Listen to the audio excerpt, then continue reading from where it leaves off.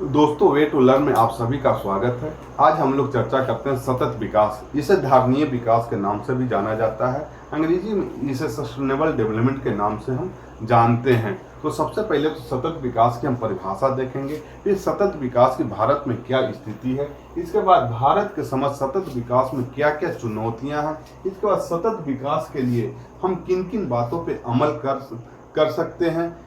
इसके बाद हम लोग देखेंगे यूएन की एजेंडा 2030, यानी यूएन के 2030 का जो एजेंडा है उस पर हम लोग चर्चा करेंगे। तो दोस्तों, ये चैनल आप लोग सब्सक्राइब नहीं किए होंगे तो प्लीज आप लोग सब्सक्राइब कीजिए, बेल आइकन को आप लोग जरूर दबाइए ताकि जो भी मैं वीडियो बनाऊं सबसे पहले आपके तक नोटिफिकेशन पहुंच सके। आप लोग लाइक कीजिए, जितना ज्यादा से ज्यादा हो सके इसे शेयर कीजिए ताकि सभी के पास ये वीडियो पहुंच सके, और जितना ज्यादा से ज्यादा हो सके आप लोग मैसेज कीजिए कि ये वीडियो आप लोगों को कैसा लगा। तो हम लोग चलते हैं सतत विकास की परिभाषा। सतत विकास की परिभाषा में हम लोग देखेंगे सतत विकास उस विकास से जुड़ा हुआ है जिसमें वर्तमान पीढ़ी की जरूरतों की पूर्ति करते हुए आने वाली पीढ़ी की आवश्यकताओं की पूर्ति सतत रूप से करते रहे, यानी कंटिन्यू आने वाली पीढ़ी के लिए भी वर्तमान जरूरतों को पूरा करते हुए जो पूर्ति करते रहे उसे सतत विकास कहते हैं। यह प्राकृतिक संसाधनों के कुशलतम उपयोग तथा संसाधनों के पुनः नवीकरणीय पर बल देता है। इसके लिए पर्यावरण संरक्षण जरूरी है, जैसे वन जीव इत्यादि का संरक्षण इसके लिए जरूरी है। अब हम देखेंगे सतत विकास की भारत की क्या स्थिति है। 1972 ईस्वी के स्टॉकहोम पर्यावरण सम्मेलन के बाद से पर्यावरण के परिप्रेक्ष्य में विकास की नीतियां अपनाई जा रही है, किंतु अगर देखा जाए तो भारतीयों के लिए पर्यावरण संरक्षण जो सतत विकास का एक अभिन्न अंग है, कोई नई अवधारणा नहीं है। भारत में जो प्रकृति और वन जीवों का संरक्षण एक अगाध आस्था से भी जुड़ा हुआ है और हमारे दैनिक जीवन में ये प्रतिबिंबित होता है, और पौराणिक जो कथाओं हैं, लोक कथाओं हैं, धर्म और संस्कृति में भी वर्णित है। जैसे देखिएगा प्राचीन काल से पेड़ पौधा, पीपल के पीछ पूजा, नदी की पूजा, वन जीवों की पूजा, कुबड़ वाले बैल की पूजा, सर्प की पूजा इत्यादि जो प्राचीन कलाओं से ही जुड़ा हुआ है। यानी भारत का जो भी पर्यावरण संरक्षण से है या सतत विकास से जुड़े हुई अवधारणा है प्राचीन काल से ही जुड़ा हुआ है। महात्मा गांधी का भी कथन है कि धरती प्रत्येक व्यक्ति की आवश्यकताओं को पूरा कर सकती है किंतु उसके लालच को नहीं। इससे हम समझ सकते हैं कि जो धरती है प्रत्येक जितनी भी मनुष्य हैं उनकी जरूरतों को पूरा कर सकते हैं, लेकिन आधुनिक युग में क्या अपने लालच के अनुसार, यानी अपने लालच के अनुसार लोग जरूरत को चाहते हैं, और जरूरत को पूरा करने के लिए वन प्राणी या वन चीजों को काटा जाता है जिससे वो लालच को पूरा नहीं कर सकती है। ठीक है, नेक्स्ट देखते हैं हम लोग भारत की सतत विकास को दो भागों में बांटा जा सकता है।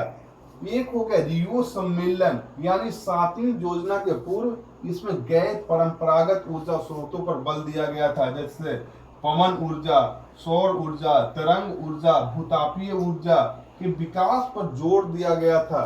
बायोस्फीयर रिजर्व, राष्ट्रीय उद्यान, अन्य जीव जंतु के संरक्षण हेतु अनुकूल पर्यावरणीय क्षेत्र संरक्षित किए गए थे। ये किए गए थे रियो सम्मेलन के बाद, यानी 7वीं जो योजना भारत में चलाई जा रही थी उसके पहले की है। अब सेकेंड में देखेंगे रियो सम्मेलन यानी 8वीं योजना के बाद का भू उपयोग को प्राथमिकता दिया गया। इसमें 8वीं योजना के बाद का ड्रिप सिंचाई, स्प्रिंकलर सिंचाई को महत्व दिया गया।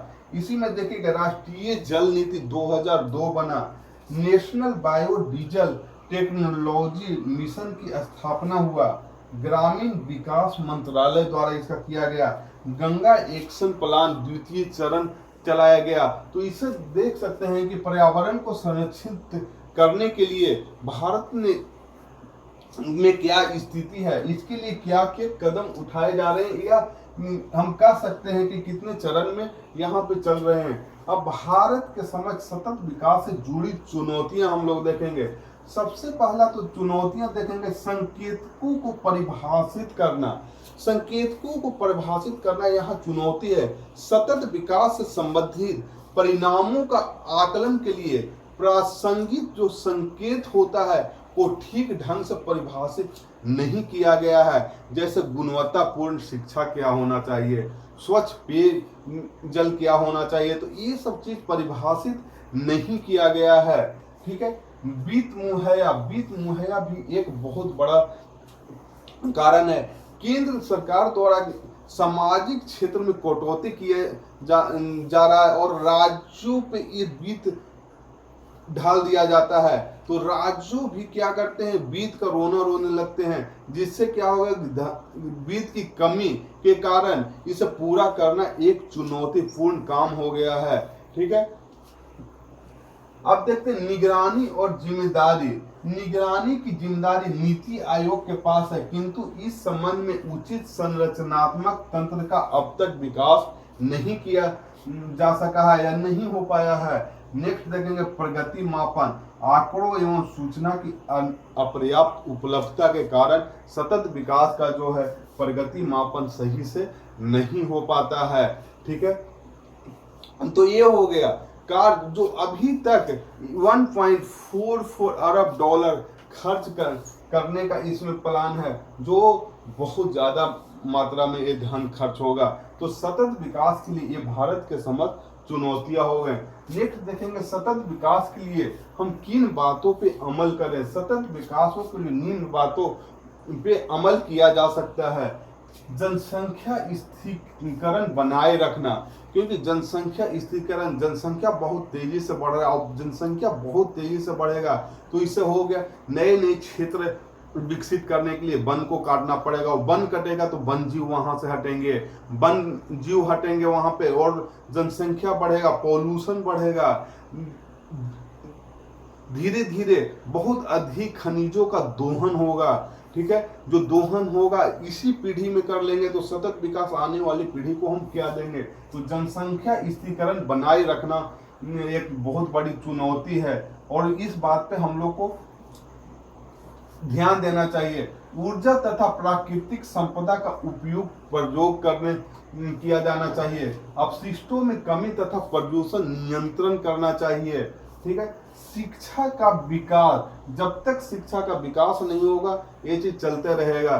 ठीक है, शिक्षा का विकास भारत सरकार ने भी 86वां संविधान संशोधन 2002 के तहत अनुच्छेद 21 क में शिक्षा को मौलिक अधिकार में शामिल कर लिया है। ठीक है, तो ये शिक्षा का विकास सबसे बड़ा मुद्दा है। नेक्स्ट देखेंगे हम सामान्य लोगों की प्रवृत्ति में परिवर्तन करना पड़ेगा। नवीकरणीय एवं पुनः उपयोग में लाए जाने वाले पदार्थों के उपयोग को बढ़ावा देना पड़ेगा। इसमें देखिएगा आप लोग कहीं कहीं प्लास्टिक पे बैन लगा दिया गया। प्लास्टिक सबसे ज्यादा प्रदूषण फैलाता है और प्रदूषित करता है। तो ये सब है कि नवीकरणीय एवं पुनः उपयोग में लाए जाने वाले पदार्थों के उपयोग को बढ़ावा देना पड़ेगा। नवीन तकनीक का विकास जिससे पर्यावरण प्रदूषण कम हो इजाद करना पड़ेगा। नए नए टेक्नोलॉजी का इस्तेमाल करना पड़ेगा जिससे प्रदूषण कम हो सके। जागरूकता लाना सबसे बड़ा समाज में अहम मुद्दा रखता है। जागरूकता लाना, जागरूकता के माध्यम से हम सतत विकास को ला सकते हैं और सतत विकास पे अमल कर सकते हैं, क्योंकि जागरूकता ही वह माध्यम है जिससे लोगों में अनपढ़ और गरीब और गांव तक ये चीज माध्यम से पहुंचाया जा सकता है कि सतत विकास को हम कैसे और किस माध्यम से आगे बढ़ा सकते हैं।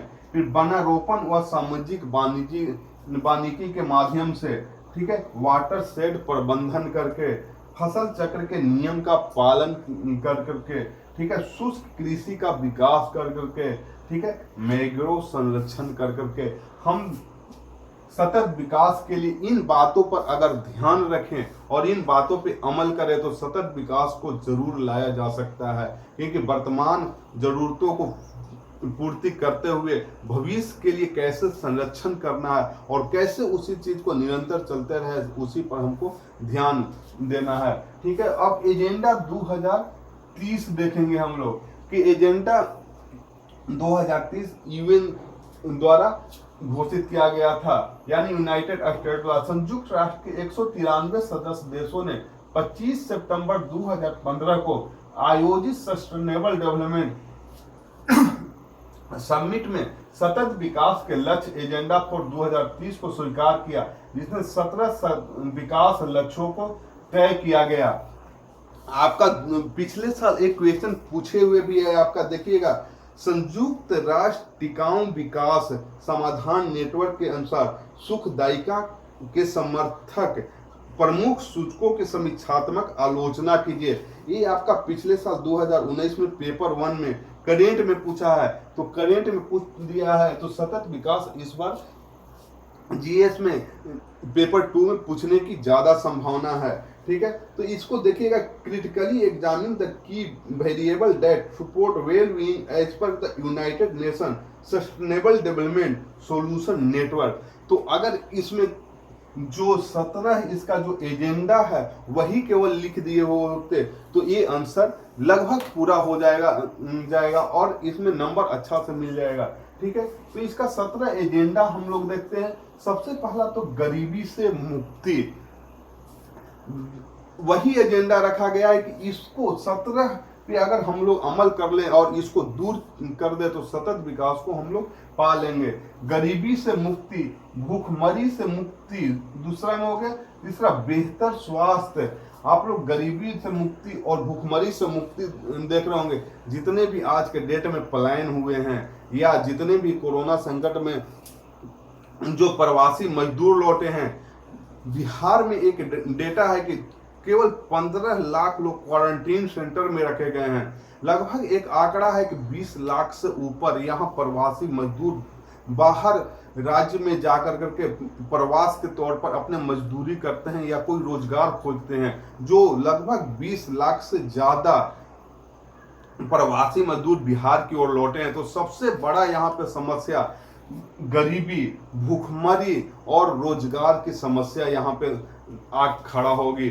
ठीक है, और ये भी चीज है कि लगभग इस बार जो इलेक्शन होगा लगभग 20 लाख नए यहाँ पे नए वोटर जुटेंगे। यही अगर एक स्टेट में रोजगार दे दिया जाए तो लोगों की भूखमरी से भी निजात और पलायन की समस्या से भी रुकेगी। जो बिहार के आज के डेट में गांवों में पलायन की समस्या तो है ही, और लोग ये भी आशा में देख रहे हैं, जो भी पहले से बेरोजगार पड़े हुए हैं ये भी आशा लेकर के बैठे हुए हैं कि बाहर राज्यों से जो भी पलायन हुए हैं तो अभी लॉकडाउन जो खुल गया है तो बाहर हमें रोजगार मिल जाएगा। तो नई जो पीढ़ी है या जो पहले से बेरोजगार बैठे हुए हैं, जो अभी आए वहां से, वो तो जाने के लिए तैयार नहीं है, लेकिन पहले से बेरोजगार बैठे हुए हैं वो इस ताक में बैठे हुए हैं कि अब लॉकडाउन खुला हो गया और बाहर हम शहरों में जाकर के वो हमें रोजगार मिल जाएगा। तो अभी भी वो विकसित करना पड़ेगा किसी भी राज्य सरकार या केंद्र सरकार को कि जहां जो है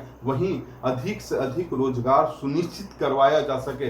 अगर उन्हें अधिक रोजगार सुनिश्चित करवाया जाएगा तो भूखमरी और गरीबी और बेरोजगारी से निजात पाया जा सकता है।